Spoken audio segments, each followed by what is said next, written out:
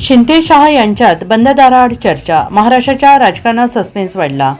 केंद्रीय गृहमंत्री अमित शहा महाराष्ट्र दौऱ्यावर असताना उपमुख्यमंत्री एकनाथ शिंदे यांनी त्यांची भेट घेतली. यावेळी त्यांनी उपमुख्यमंत्री अजित पवार यांच्याकडे असणाऱ्या अर्थ खात्याची तक्रार केल्याची चर्चा आहे. शिवसेना मंत्र्यांच्या फायली अर्थ खात्याकडून वेळेवर मंजूर केल्या जात नाहीत अशी तक्रार एकनाथ शिंदे यांनी अमित शहा यांच्याकडे केल्याची माहिती आहे.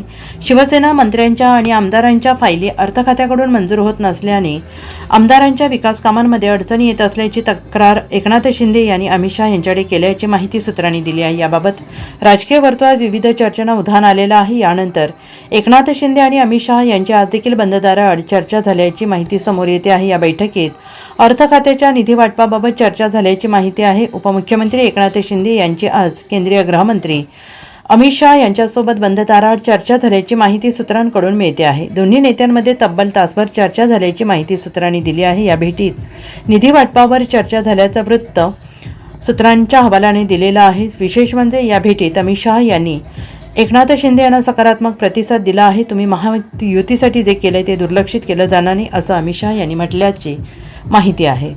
Bureau report SBN Marathi, Mumbai.